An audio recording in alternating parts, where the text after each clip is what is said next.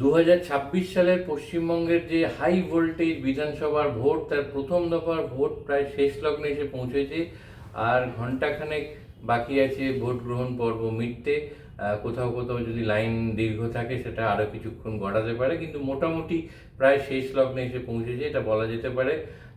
সর্বশেষ নির্বাচন কমিশনের দপ্তর থেকে যা খবর এসছে, 3টে পর্যন্ত সরকারি হিসেব অনুযায়ী গড়পড়তা সারা রাজ্য বলা ভুল, এই প্রথম দফার ভোটে উত্তরবঙ্গেই মূলত মালদা মুর্শিদাবাদ পর্যন্ত ভোটটা হয়েছে। এইখানে 79% প্রায়, রাফলি 79% ভোট পড়েছে।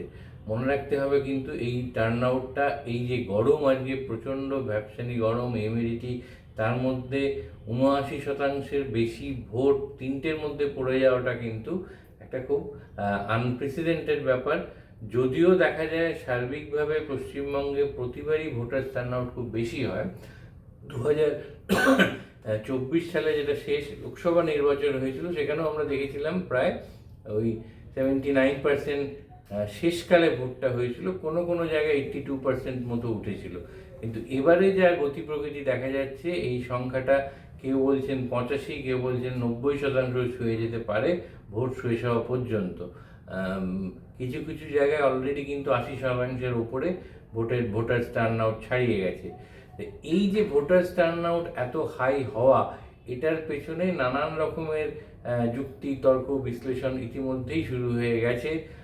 বিজেপির দিক থেকে বলা হচ্ছে যে এই ভোটার টার্ন আউট, যেটা সামগ্রিকভাবে দেখা যায় বা বলা হয়, বা এরকম একটা পারসেপশনও আছে যে হাই ভোটার টার্ন আউট সবসময় রিফ্লেক্ট করে যে একটা অ্যান্টি ইনকামবেন্সি, অ্যান্টি ইস্টাবলিশমেন্ট, সরকারের বিরুদ্ধে, ক্ষমতাসীন শাসক গোষ্ঠীর বিরুদ্ধে ভোট। কিন্তু পশ্চিমবঙ্গের নিরিখে যদি দেখা যায়, 2021 সালের বিধানসভা ভোট দেখুন, তার আগের 15 সালের ভোট দেখুন, বা 2024 সালে যে লোকসভা ভোট হয়েছে, সেগুলো সবগুলোতেই কিন্তু এই হাই ভোটার টার্ন আউট লক্ষ্য করা গেছে। তার আগেও হিস্টোরিক্যালি খুব হাই টার্ন আউটই দেখা যায় সমস্ত ভোটের ক্ষেত্রেই। এই যে এবারের ভোটটা কি, সেইটা নিয়ে বিজেপির সমর্থক, বিজেপি ঘনিষ্ঠ যারা বিশ্লেষক আছেন, সবাই কিন্তু বলতে শুরু করেছেন যে 85-90% ভোট মানে বিজেপির জয় প্রায় নিশ্চিত। প্রথম দিকের যে প্রতিক্রিয়া আসছিল বিভিন্ন জায়গার বিজেপি নেতাদের থেকে, সেইখানে একটু কোথাও একটু ফাম্বলিং, কোথাও আড়ষ্টতা, কোথাও একটা দোলাচল এরম ছিল। কিন্তু বেলা যত গড়িয়েছে তত কিন্তু, যেমন যদি আমরা বিরোধী দলনেতা রাজ্যে শুভেন্দু অধিকারী, তার প্রতিক্রিয়া দেখি, তিনি বেশ দৃপ্ত কণ্ঠে বলেছেন যে আমরা 125টার প্রথম দফাতে 154টা জায়গায় ভোট হচ্ছে, তার মধ্যে 125টা আসনই আমরা জিতবো, এটা উনি জোর দিয়ে বলেছেন। উল্টো দিকে যদি দেখা যায়, তাহলে শাসক দলের তৃণমূল কংগ্রেসের মুখপাত্র এবং রাজ্যের সাধারণ সম্পাদক কুণাল ঘোষ, তিনি যে দৃপ্ততার সঙ্গে, একই বলিষ্ঠতা দেখিয়ে, একই কনফিডেন্স নিয়ে বলেছেন যে 130 থেকে 135টা আসন তৃণমূলের জন্য নিশ্চিত হয়ে গেছে প্রথম দফার ভোটের শেষেই। অর্থাৎ খুব একটা চালু আছে আমাদের, যদিও তার পরিপ্রেক্ষিতটা রথযাত্রা, কিন্তু এই কবিতাটা মনে পড়ে যাচ্ছে যে রথভাবে আমি দেব, পদভাবে আমি, মূর্তিভাবে আমি দেব, হাসে অন্তর্যামী। এক্ষেত্রেও যেন অনেকটা সেই রকম। এই যে হাই ভোটার টার্ন আউট, এটাকে বিজেপি তাদের পক্ষে হিসেবে দেখছে, তৃণমূল কংগ্রেস তাদের পক্ষে হিসেবে দেখছে, কিন্তু আসলে ইভিএম বা ব্যালট বক্সে কি হয়ে আছে, সেটা ওই যেটাকে বলে ইভিএম এর মধ্যে যে অন্তর্যামী, তিনিই জানেন যে ভেতরে কি ভোট পড়ে আছে। ইভিএম প্রসঙ্গে এটা বলতেই হচ্ছে যে অন্তত দুটো জায়গা থেকে এইরকম অভিযোগ পাওয়া গেছে যে যেদিকেই ভোট পড়ুক না কেন, তৃণমূলে, সিপিএম, যেদিকেই সুইচ দাবানো হোক না কেন, ভোটটা চলে যাচ্ছে বিজেপির দিকে। সেই অভিযোগের ভিত্তিতে এই দুটো তিনটে জায়গায় ভোট বন্ধ রাখা হয়েছিল, ইভিএম মেশিন বদলে রিপ্লেস করার কথা বলা হয়েছিল। এখনও পর্যন্ত সেই কেন্দ্রগুলো থেকে আর নতুন কোনো খবর পাওয়া যায়নি। এগুলো মূলত মুর্শিদাবাদে, বীরভূমের একটি জায়গায় এই ঘটনাগুলো ঘটেছে। রেজিনগরে থেকে এসেছে, বীরভূমের আরেকটি জায়গা থেকে একই খবর এসছে। যদি দেখা যায় সামগ্রিকভাবে কিন্তু সেই রকম বড় ধরনের কোনো একটা গণ্ডগোল, বা যেটাকে বলা হয়, বা যেটা একটা পারসেপশন প্রবলেম আছে যে বড় গণ্ডগোল ভোটের দিনে হয়, সেইরকম খুব একটা রিপোর্টেড হয়নি। যদিও যে দুটো তিনটে জায়গায় সকালের দিকে যে ঘটনাগুলো ঘটেছিল, একটা আমরা জানি কুমারগঞ্জের বিধায়ক তিনি আক্রান্ত হয়েছিলেন, তার দিকে কিল ঘুষি এগুলো ছুঁড়ে দিয়েছিল তৃণমূল, বা অভিযোগ, অন্তত অভিযোগের তীর তৃণমূলের দিকে ছিল। অন্যদিকে হুমায়ুন কবির আমরা জানি তিনি যখন গাড়ি নিয়ে যেতে বুথের দিকে যাচ্ছিলেন তখন তার গাড়ি ঘিরে আক্রমণ করা হয়, তাকে সরিয়ে নিয়ে যায় নিরাপত্তারক্ষীরা, উনি ওইখানেই বসে পড়েন।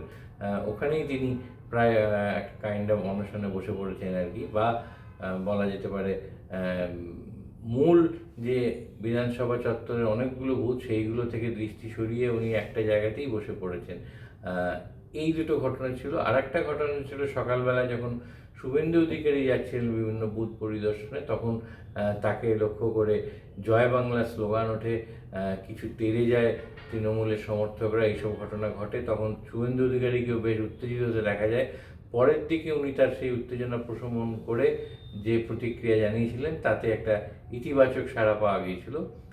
আরও একটা খুব উল্লেখযোগ্য দিক হচ্ছে যে স্বরাষ্ট্রমন্ত্রী অমিত শাহ কিন্তু আজকে বিজেপির যেটা কেন্দ্রীয় ওয়ার রুম বলা হচ্ছে, তাদের রাজ্যের সদর দপ্তর, সেখানে একটা কেন্দ্রীয় ওয়ার রুম খোলা হয়েছে, সেইখানে অনেকক্ষণ সময় কাটান।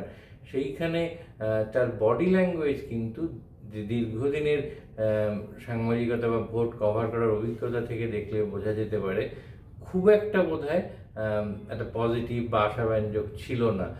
যেটা ভেতরের খবর ওখানে, যেটা হয়তো ছবিতে অতটা পরিষ্কারভাবে ওঠেনি, কিন্তু ওনাকে বেশ কিছু ধমক দিতে বা কোথাও একটু উষ্মা বিরক্তির প্রকাশ পায়। উনি কিছু রিপোর্টও চান যে যে টাকা খরচ করার জন্য এসেছিলো, যে ফান্ড এসেছিলো, সেটা কীভাবে ব্যবহার করা হয়েছে, কোথায় করা হয়েছে ইত্যাদি প্রভৃতি। এদিকে কিন্তু আজকে প্রথম দফার ভোট যখন, তখনই তৃণমূলের পক্ষ থেকে আরেকটি কাইন্ড অফ এক্সপোজ করা হয়, যাতে দেখা যাচ্ছিল যে ইভেন্ট ম্যানেজার কোম্পানিকে এনগেজ করে জনসমাগমে ভিড় বাড়ানোর চেষ্টা হয়েছিল প্রধানমন্ত্রী স্বরাষ্ট্রমন্ত্রীর সভায়।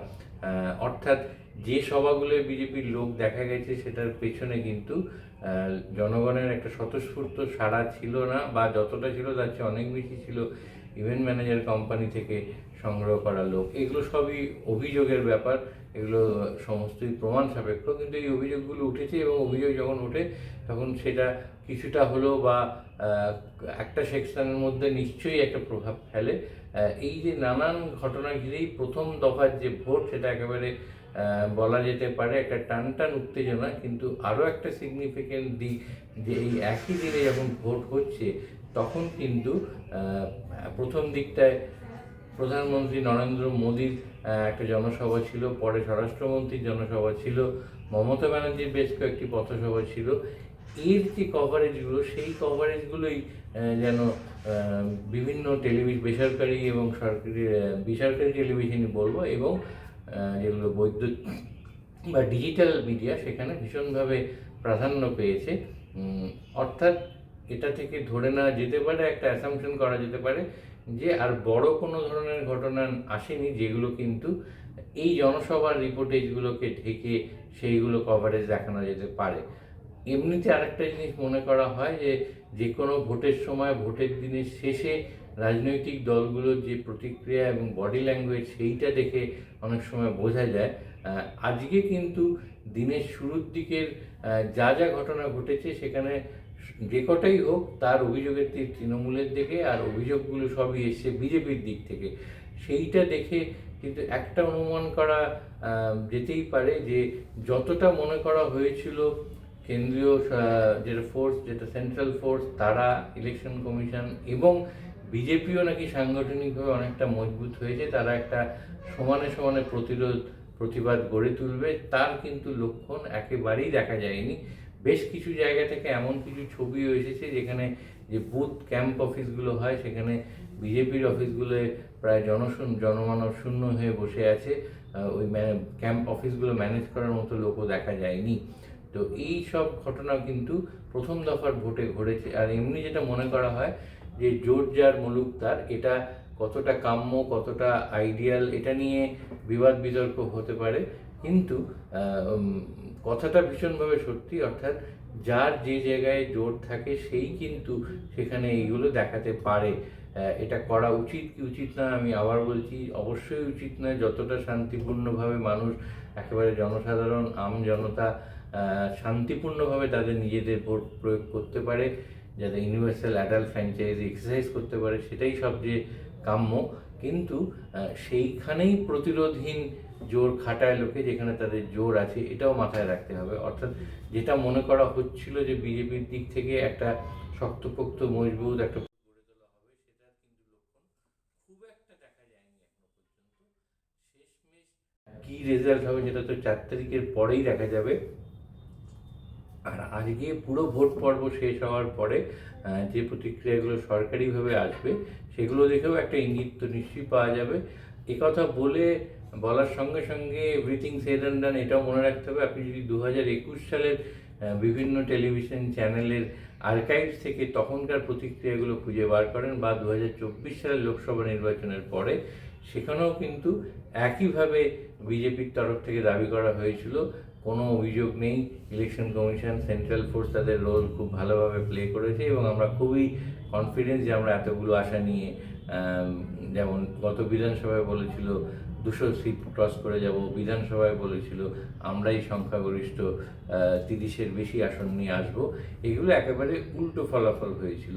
কাজেই একটা সিমিলারিটি লক্ষ্য করা যাচ্ছে এখনো পর্যন্ত যে প্রতিক্রিয়াগুলো এসছে তার ক্ষেত্রে।